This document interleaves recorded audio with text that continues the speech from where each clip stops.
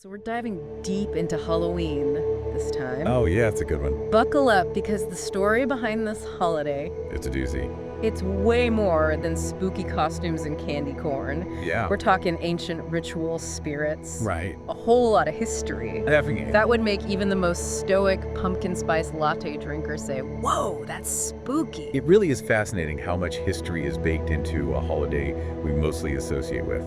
Fun-sized candy bars. Exactly. But let's rewind to the very beginning. Okay. No, before Michael Myers. Uh-huh. Even before candy corn. Way back. We're talking about the ancient Celts Okay. and a festival called Samhain. Ever heard of it? Samhain is where it all begins. Right.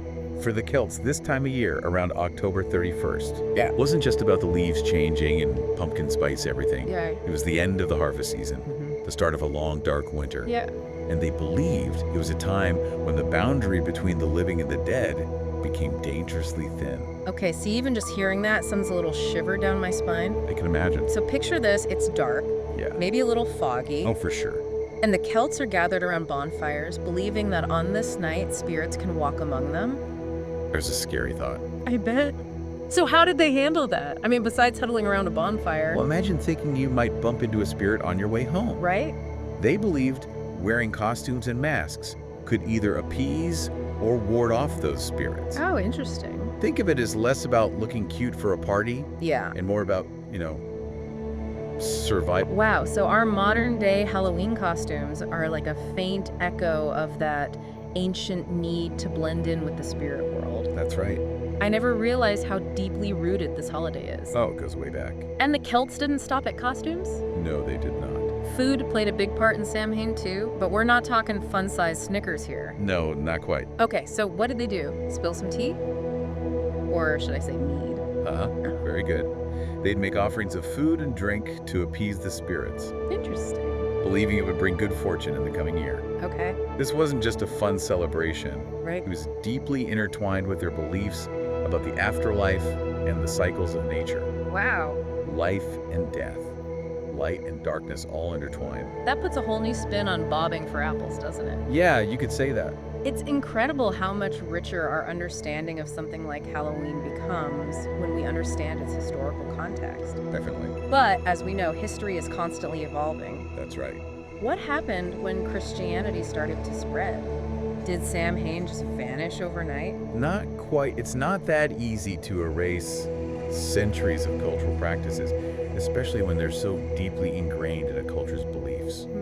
Instead of a clean break, what we see with Samhain is a fascinating blend of cultures. So instead of fighting it, they sort of absorbed it. That's wild. Yeah, it's really interesting how that happened. How did that work exactly? Well, in the 9th century, the church established All Saints' Day on November 1st, Okay. a day to honor all Christian saints.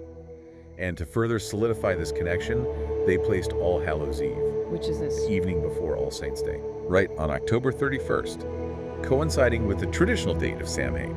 Wow, talk about strategic scheduling. Yeah. So instead of trying to stamp out Samhain, they basically said, okay, we can work with this. Exactly. They kept the date, but shifted the focus. But did people just forget about all those spooky Samhain traditions? Not entirely.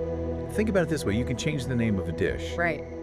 but the flavors still linger. Right. The fear of restless spirits, the blurring of boundaries, that sense of mystery, those elements were deeply ingrained in the culture. It's like how some people today still carve pumpkins or dress up as ghosts and goblins, even if they don't necessarily believe in the ancient Celtic rituals. It's more about the tradition and the fun of it. But speaking of traditions, I can't help but think of a certain spooky story that's almost synonymous with Halloween, the legend of Stingy Jack. Isn't that where our jack-o'-lanterns come from? You're on the right track. Hmm. The story goes that Stingy Jack, a mischievous fellow, tricked the devil not once, but twice. Twice. That takes guts. Or maybe just a serious lack of better judgment. You might be right about that.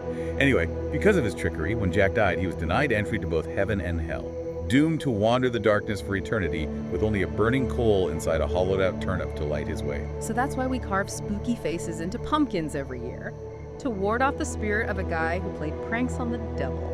That's both hilarious and slightly terrifying. It might sound outlandish, but remember, stories like these were deeply meaningful. They offered explanations for the unknown and helped people cope with their fears.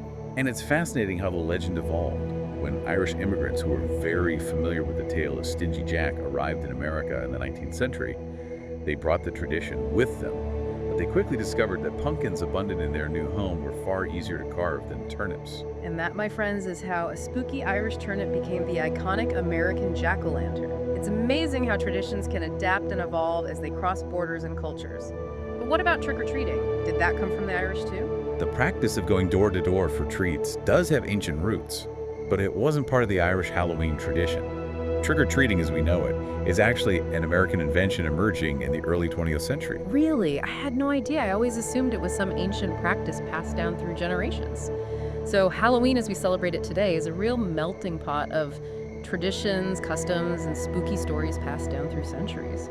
From ancient Celtic rituals to American candy collecting, it's evolved quite a bit. It has. And while the way we celebrate might have changed, that core element of exploring the darker side of life, confronting our fears and mortality, hasn't vanished. In fact, in many ways, it's experiencing a revival.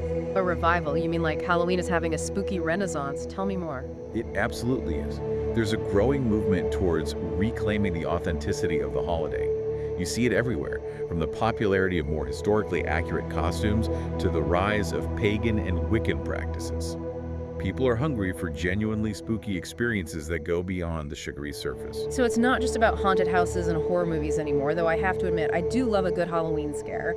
But you're saying there's a deeper desire to connect with something more meaningful. Exactly. It's about acknowledging those ancient roots, that primal connection to the cycle of life and death, the thinning of the veil that the Celts believed in so long ago. It's about finding meaning and mystery in a world that can often feel over-explained. I love that. It's like Halloween gives us permission to embrace the unknown, to explore those parts of ourselves and our history that we might otherwise shy away from. And to think it all started with those ancient Celts honoring the end of the harvest and the looming darkness of winter. It's remarkable, isn't it? How a festival rooted in such a specific time and place could evolve into a global phenomenon. It speaks to the enduring power of tradition and our fascination with the mysteries that lie beyond our understanding. So as we wrap up our deep dive into Halloween, what's the biggest takeaway you hope listeners walk away with? I think the most important thing to remember is that even when traditions evolve, they still carry echoes of the past.